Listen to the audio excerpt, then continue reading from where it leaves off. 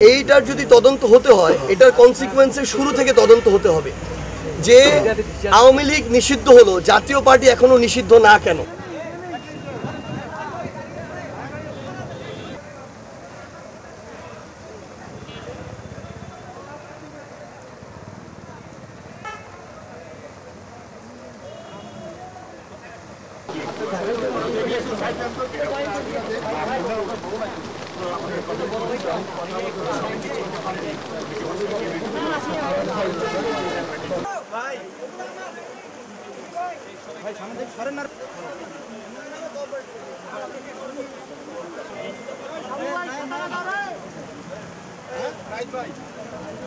আমরা একদম বাংলাদেশ সেনাবাহিনীর প্রতি আমাদের ওইটুকু পূর্ণ শ্রদ্ধা সম্মান রেখেই বলছি, এই বিষয়ে তদন্তের জন্য বৈষম্যবিরোধী ছাত্র আন্দোলনের কাউকে হোক, বিএনপির, জামায়াতের, এনসিপির যে কাউকে হোক, তাদেরকে জিজ্ঞাসাবাদ করা যেতে পারে, অবশ্যই প্রয়োজন।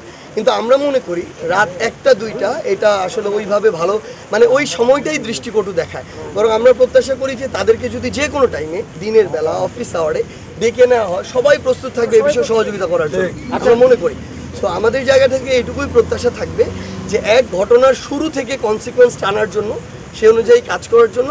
আর দ্বিতীয় প্রত্যাশা থাকবে যে এই সময় এবং সার্বিক সিচুয়েশন যেন এমন না হয় যেটা আমাদেরকে আসলে বিব্রতকর পরিস্থিতিতে ফেলে, যে কারণে আমাদের যে যাত্রা সেই যাত্রার পথে ব্যাঘাত ঘটে। এইটার যদি তদন্ত হতে হয় এটার কনসিকুয়েন্সের শুরু থেকে তদন্ত হতে হবে যে আওয়ামী লীগ নিষিদ্ধ হলো, জাতীয় পার্টি এখনো নিষিদ্ধ না কেন? এক।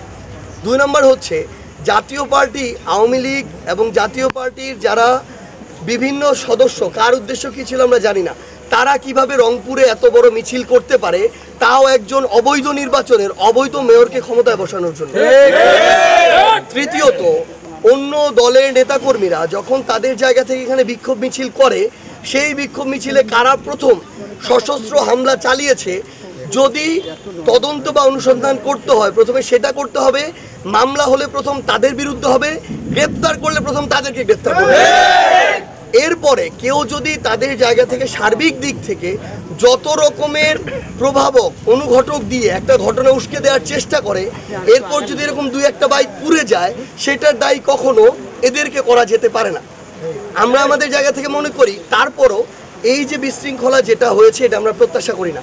আমরা প্রত্যাশা করি না যে কোনো জায়গায় একটা বাইক কেন, কোনো একটা পাতাও অকারণে পুড়ে যাবে, এটা আমরা প্রত্যাশা করি না।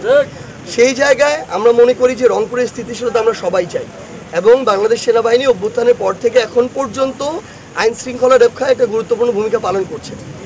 আমরা প্রত্যাশা করি এখানের আইন শৃঙ্খলা রক্ষার জন্য সেনাবাহিনী বা পুলিশ সহ যারা আছেন তারা তাদের জায়গা থেকে যৌথভাবে এই কাজটা করে যাবেন। ওনারা দুজনই বলেছেন আমাদেরকে সহায়তা করবে।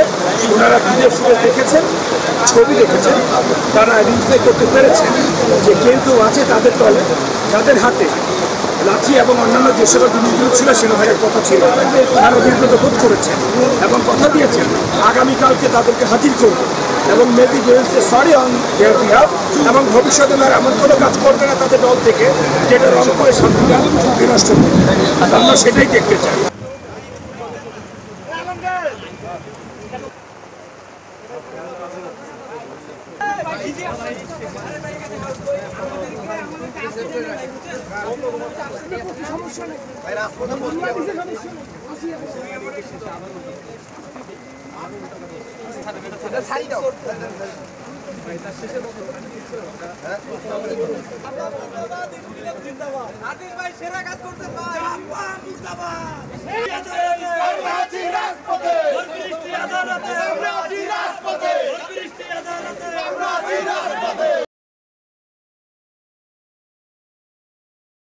ওয়ালটন আবারও মিলিনিয়ার অফারে ওয়ালটন ফ্রিজ কিনে আপনিও হয়ে যেতে পারেন মিলিয়নিয়ার। মিলিনিয়ার ছড়াছড়ি দেশ জুড়ে, এটা শুধু ওয়ালটনই পারে।